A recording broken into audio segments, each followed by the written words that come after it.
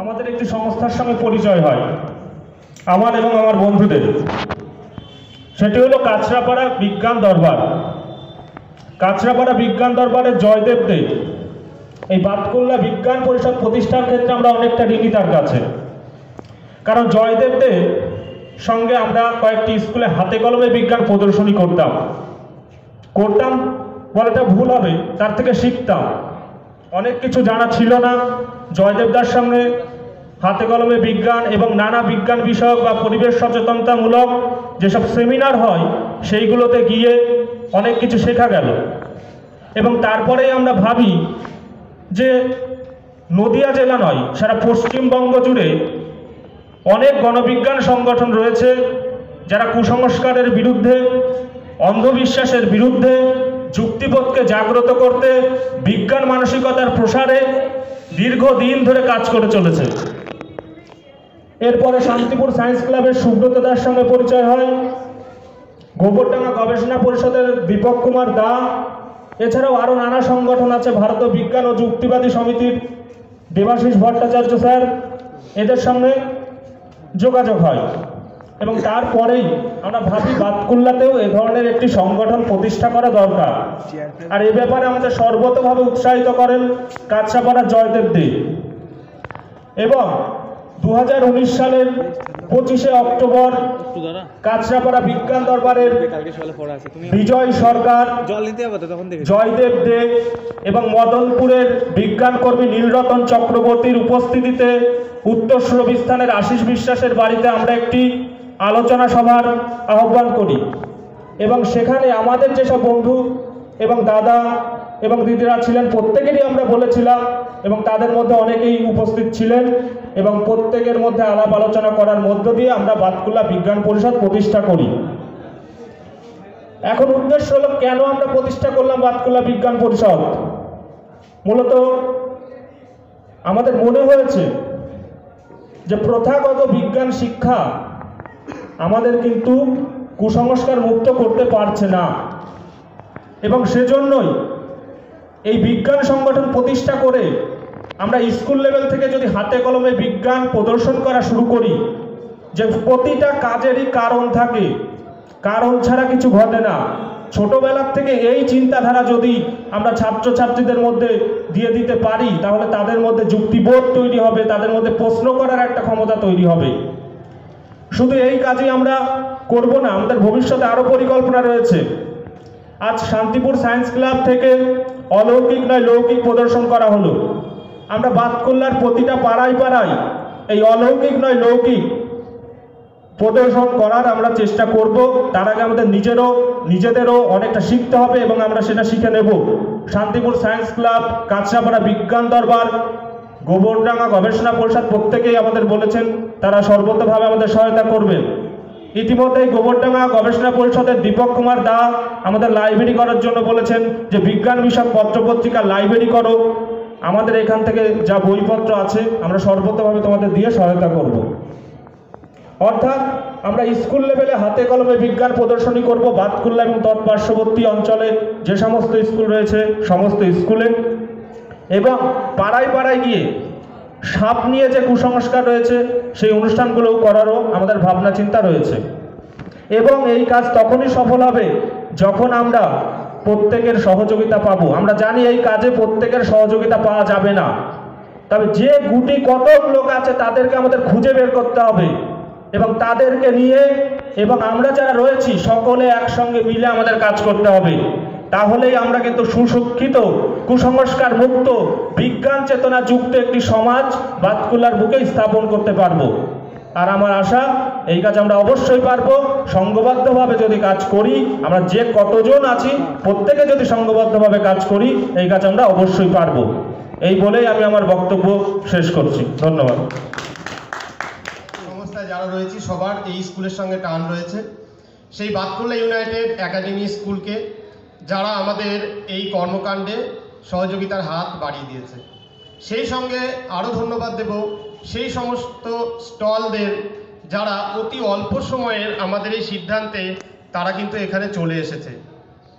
এবং আরও ধন্যবাদ দেব আপামর সমগ্র বাতকুল্লাবাসীকে, যারা দীর্ঘদিন পরে বাতকুল্লায় এই বইমেলা এবং বিজ্ঞান মেলা যেটা আমরা ফিরিয়ে আনতে পেরেছি, এবং 3 দিনের যা মানুষের মধ্যে যা জনগণের কাছ থেকে যা আমরা তাদের যা বক্তব্য শুনেছি, তাতে আমরা সত্যিই খুব ধন্য। এবং তারা আমাদের এই বইমেলাকে সর্বতোভাবে এটাকে উন্নতির জন্য এবং তারা এসে এই বইমেলাকে সমৃদ্ধ করেছে।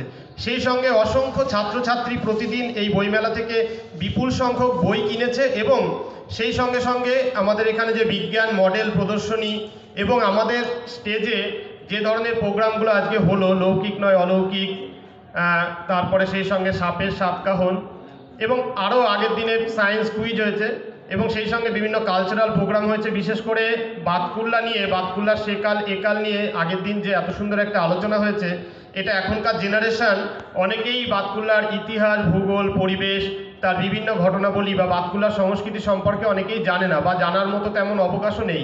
আমরা সেরকম একটা আলোচনার পরিস্থিতি তৈরি করতে পেরেছি, এবং জনগণের মধ্যে আমরা বাতকুল্লার বিভিন্ন অজানা তথ্যকেও জানাতে পেরেছি এই আমাদের এই বিজ্ঞান ও বইমেলার সাহায্যে।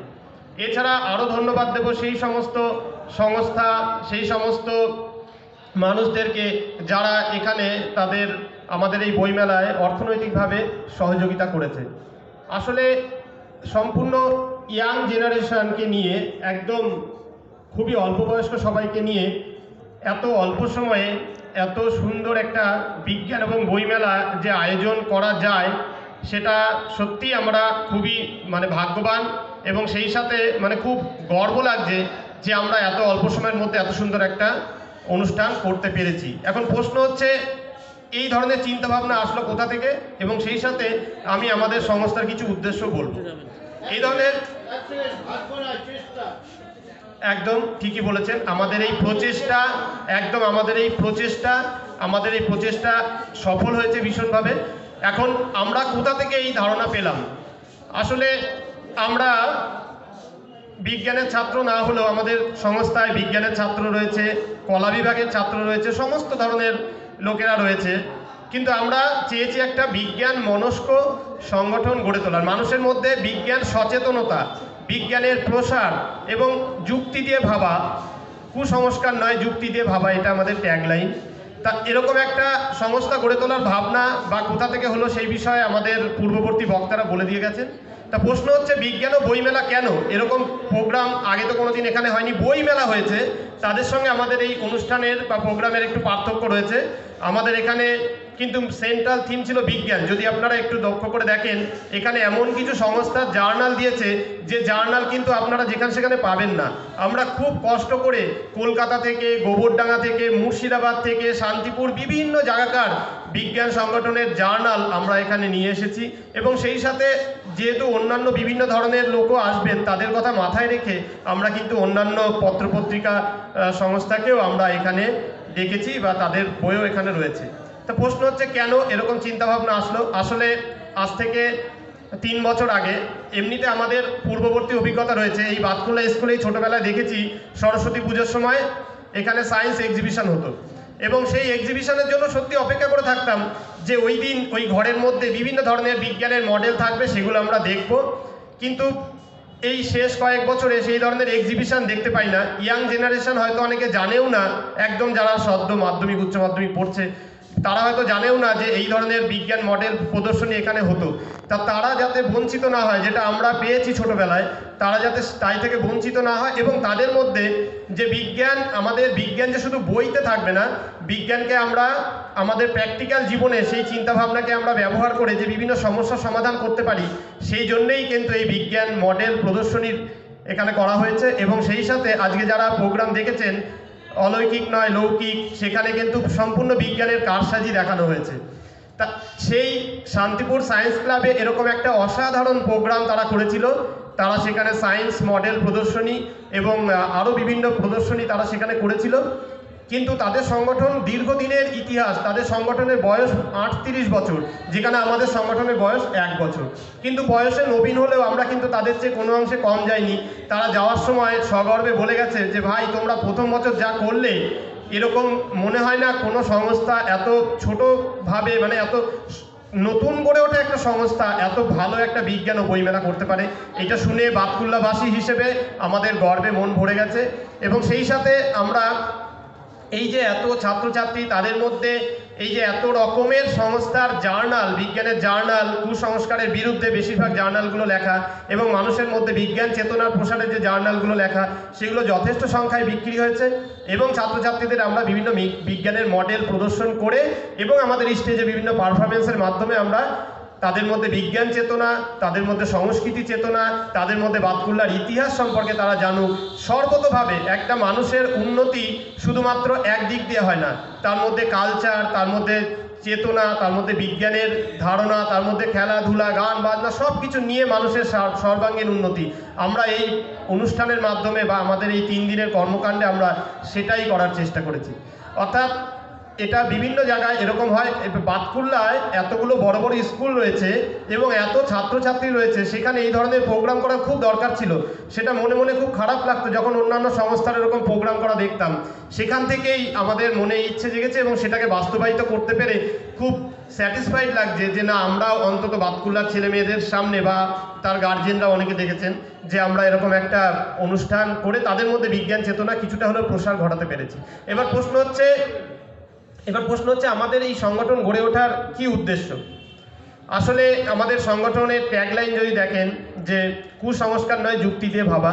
আমরা এখনও দেখি যে বিভিন্ন বাড়ির সামনে জলের বোতলের মধ্যে নীল রং রেখে দেওয়া হয়, জানি না কেন রেখে দেওয়া হয়। আমরা এখনও দেখি করোনার সময় আমাদের বেশ কিছু ঘটনা আমাদের খুব ভীষণভাবে ব্যথিত করেছিল, যে বিভিন্ন মোড়ে মোড়ে গান বাজনা করে বা বিভিন্ন ঢোল পিটিয়ে বিভিন্নভাবে করোনা তাড়ানোর চেষ্টা করা হয়েছে, কই হলো না তো। সেই কিন্তু বিজ্ঞানের দিকেই আমরা অপেক্ষা করে রয়েছি কবে ভ্যাকসিন বেরোবে এবং সেই ভ্যাকসিনে আমরা সুস্থ হব। তাহলে আমরা মানুষকে এটাই বলার চেষ্টা করছি যে কুসংস্কার নয়, বিচার বুদ্ধিতে ভেবে দেখুন যে আমাদের জীবনে বিজ্ঞানের কি অবদান। এই যে আমি কথা বলছি, মাইকটা এটা না থাকলে আমার কথা শুনতে পেতেন না। এই যে আলো জ্বলছে, আমাকে দেখতে পাচ্ছেন। অর্থাৎ আমরা মানি আর না মানি, বিজ্ঞান আমাদের ওতপ্রোতভাবে জড়িত। একটা সেফটি পিন, সেটাও একটা বিজ্ঞানের আবিষ্কার। সেই বিজ্ঞানকে আমরা আমাদের থেকে দূরে সরিয়ে রাখতে পারি? কোনোদিন পারি না। আমাদের দৈনন্দিন জীবনে বিজ্ঞান অপরিহার্য। আমাদের এই সংস্থা, যেটা পাপাইবাবু বলেছে, হাতে কলমে বিজ্ঞান শিক্ষা অলরেডি বেশ কয়েকটা স্কুলে ছেলে মেয়েদের হাতে কলমে বিজ্ঞানের যে চিন্তা ভাবনা, বিজ্ঞানের যে বিভিন্ন থিওরির যে অ্যাপ্লিকেশান, সেগুলো অলরেডি দেখানো হয়েছে। আমরা ভবিষ্যতে আরও বিভিন্ন স্কুলে আমাদের এই প্রদর্শনী দেখাবো। সেই সাথে একটু যুক্ত করি যে শুধু প্রদর্শনী দেখানোই নয়, আমরা চাই যে এই ইয়াং জেনারেশান তাদের লেখনী যেন সবার সামনে তুলে ধরা যায়। জানি না এর মধ্যে থেকেই হয়তো অনেক সুপ্ত প্রতিভা, অনেক বিজ্ঞানী বা আরও অনেক চিন্তাবিদ লুকিয়ে রয়েছে। আমরা চেষ্টা করব বললে কম বলা হবে, আমরা করবই। চেষ্টা করা আর করবোর মধ্যে অনেক পার্থক্য রয়েছে। আমরা করবই, আমাদের সে মনোবল আছে যে বাতকুল্লা বিজ্ঞান পরিষদ খুব সামনেই বাতকুল্লা বিজ্ঞান পরিষদের জার্নাল বেরোতে চলেছে, যে জার্নাল পরবর্তী বইমেলা বা বিজ্ঞান ও বইমেলা হবে সেটা থাকবে। এবং শুধু বাতকুল্লায় নয়, সেই সংস্থার জার্নাল যেমন আমরা অন্যদের জার্নাল এনে আমাদের এখানে বিক্রি করেছি, আমাদের জার্নালও পশ্চিমবঙ্গের বিভিন্ন সংস্থায় চলে যাবে এবং আমাদের ছেলে মেয়েদের লেখাও পশ্চিমবঙ্গ বিভিন্ন জায়গায় পৌঁছে যাবে। সেটা সম্ভব হলে সেটা ভারতের বিভিন্ন জায়গায় পৌঁছানোরও আমরা ব্যবস্থা করব।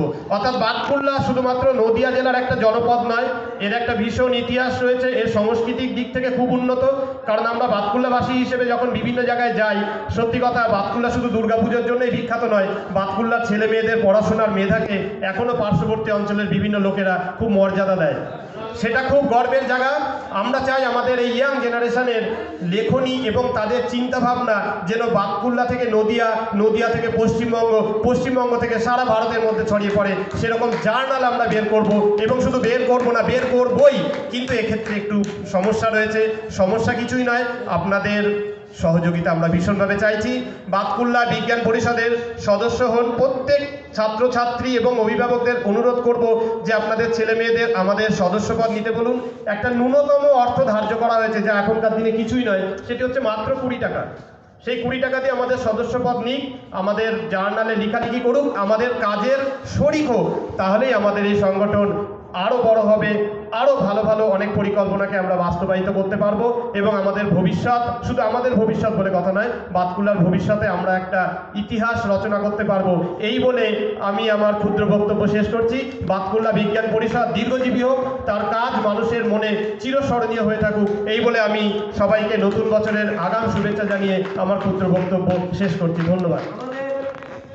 বইমেলার প্রথম দিন, প্রথম সন্ধ্যায় যে অনুষ্ঠানটা অনুষ্ঠিত হলো, হাতে কলমে বিজ্ঞান প্রদর্শনী, যে দাদা আমাদের এই হাতে কলমে বিজ্ঞান প্রদর্শনীটা করিয়ে দেখিয়েছিলেন অত্যন্ত সুন্দরভাবে, মানে এমন কেউ বলতে পারবে না যে আমি বুঝতে পারিনি, এবং সকলেই মনে করছিলেন যে হ্যাঁ ইনি কোনো বিদ্যালয়ের বা কোনো কলেজের শিক্ষক হবেন। কিন্তু তিনি নির্দ্বিধায় বলে গেলেন যে আমি কোনো শিক্ষক নই, আমি গাড়ি চালাই, আমি একজন ড্রাইভার। অর্থাৎ একজন গাড়ি চালক সে এত সুন্দরভাবে বিজ্ঞানের সমস্ত বিষয় আমাদের বুঝিয়ে দিয়ে চলে গেলেন, যেটা আমাদের প্রমাণ করে দেয় যে বিজ্ঞান মনস্ক হতে গেলে শুধু বিজ্ঞান নিয়ে পড়াশোনা করলেই হয় না। বিজ্ঞান মনস্ক হতে গেলে বাস্তব বুদ্ধি, সচেতনতা বোধ থাকলেই সে বিজ্ঞান মনস্ক হতে পারে। যাই হোক, বিগত 3 দিন ধরে বাতকুল্লা বিজ্ঞান পরিষদের উদ্যোগে যে বইমেলার আয়োজন করা হয়েছিল তা আমরা একদম অন্তিম পর্বে এসে পৌঁছেছি। বাতকুল্লা এবং তৎপার্শ্ববর্তী এলাকার সমস্ত ব্যক্তিবর্গ, ছাত্রছাত্রীবৃন্দ এবং মেলায় উপস্থিত, আমাদের বইমেলায় উপস্থিত সমস্ত অতিথিবৃন্দ, সকলকে বাতকুল্লা বিজ্ঞান পরিষদের তরফ থেকে অসংখ্য ধন্যবাদ। সেই সঙ্গে ধন্যবাদ জানাই আমাদের বইমেলায় আর্থিক সাহায্য দানকারী সমস্ত স্পন্সরকে, যাদের সাহায্য ছাড়া আমাদের এই বইমেলা কখনোই সম্পূর্ণ হতো না। ধন্যবাদ জানাই মেলায় উপস্থিত সমস্ত প্রকাশক, যারা এই 3 দিন যাবৎ আমাদের সঙ্গ দিয়েছেন। ধন্যবাদ জানাই আমাদের ডেকোরেটরসের সমস্ত সদস্যদের, যারা ঠিক 3 দিন আমাদের সঙ্গেই তারা ছিলেন। ধন্যবাদ জানাই মাইকিংয়ে যিনি আছেন তাকে, ধন্যবাদ জানাই লাইটের ব্যবস্থায় যিনি আছেন, ধন্যবাদ জানাই বাতকুল্লা ইউনাইটেড একাডেমি স্কুল কর্তৃপক্ষকে, যারা আমাদের এই জায়গাটায় বইমেলাটা করার অনুমোদন দিয়েছেন। এই জায়গাটা তারা যদি অনুমোদন না দিত তাহলে আমাদের একটু সমস্যায় পড়তে হতো। যাই হোক, সবশেষে এটাই বলবো যে বাতকুল্লা বিজ্ঞান পরিষদ বিগত বছর উদ্ভব হয়ে আজকে এই 2020-তে বিজ্ঞান ও বইমেলার যে আয়োজন করেছে, আমরা আশা রাখবো ভবিষ্যতেও আমরা যেন এরকম আরও বড় বড় উদ্যোগ গ্রহণ করতে পারি। বাতকুল্লা এবং তৎপার্শ্ববর্তী এলাকার সমস্ত নাগরিকবৃন্দ যদি আমাদের সঙ্গে থাকেন তাহলে আমরা অবশ্যই পারবো। এই বলে আমি সকলকে আরও একবার ধন্যবাদ জানিয়ে, বাতকুল্লা বিজ্ঞান পরিষদের পক্ষ থেকে সকলকে অসংখ্য ধন্যবাদ জানিয়ে আমি আমার বক্তব্য শেষ করছি। ধন্যবাদ।